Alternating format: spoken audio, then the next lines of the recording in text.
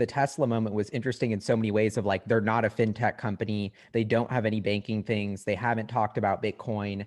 And it is just like a small piece of their balance sheet. And they are one of the world's largest tech companies that seemingly didn't have a stake in this game, but now all of a sudden is playing it. So to me, that was interesting because now I'm like, okay, that opens the door a lot quicker for Apple, for Amazon, for Google. And I'm waiting to know, and I'm kind of curious your take on who's that next big shoe to drop, because I have to bet all those companies, if they weren't, we're probably talking about it, but now they're really talking about it because Tesla did it. And they know the next time Amazon announces they're buying, it's at 100K or 75K a Bitcoin. So the FOMO, I really think has got to start kicking in for this big tech.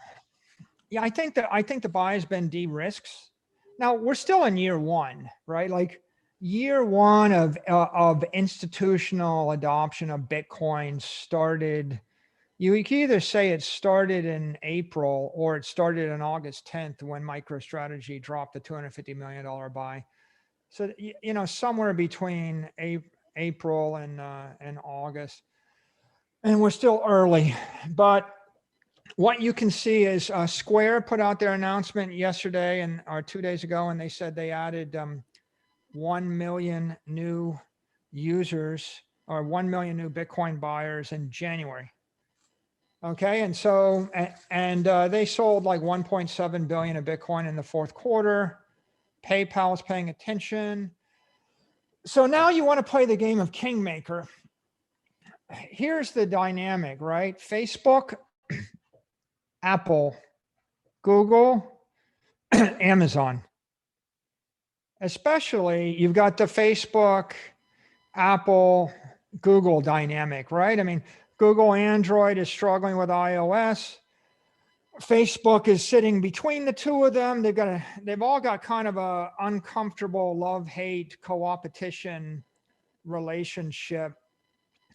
If all three of those companies, those big three, because they're all big in mobile, right? Amazon's the fourth, but especially Facebook, Google, and Apple. Those three, if they do nothing, then Square and PayPal are going to consistently and gradually rip away their accounts.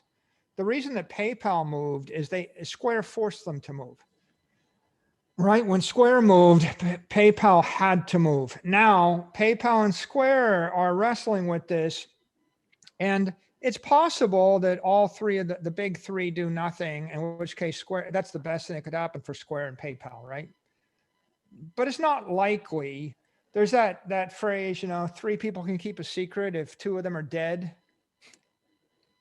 Well, there's three.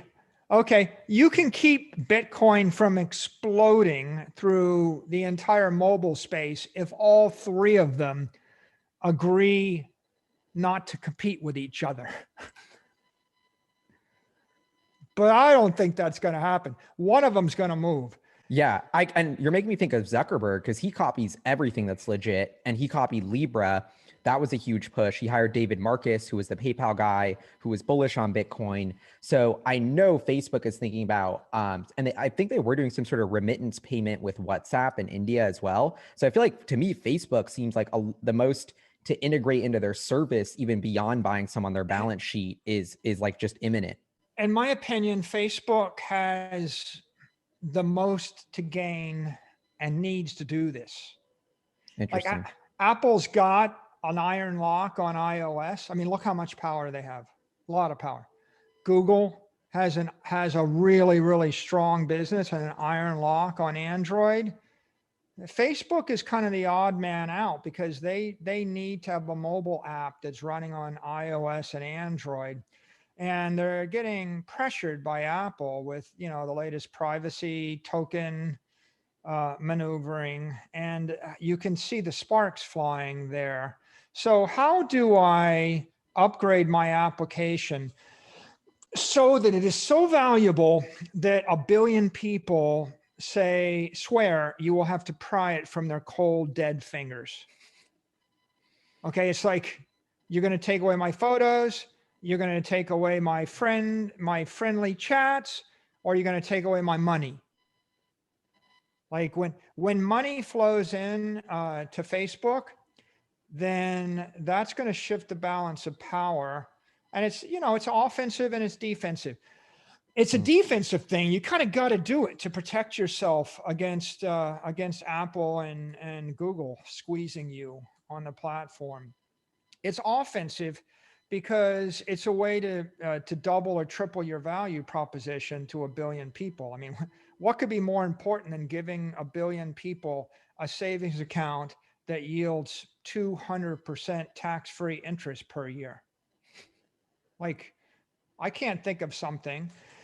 I also think, you know, the wild card here is Amazon, because this is a chance for, I mean, Amazon Pay, is it critical? I mean, compared to Apple Pay or Google Pay? I mean, no, right? Apple's, if I was in the pay business competing against Apple, I'm thinking, well, these guys control the operating system, they control the device. Mm-hmm.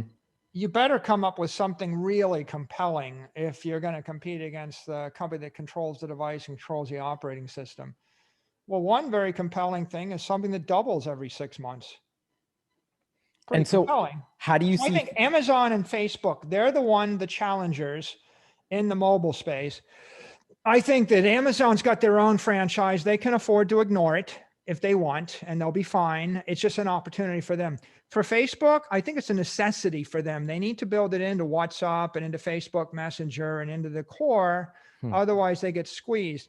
I think Apple and Google, it's an opportunity for them.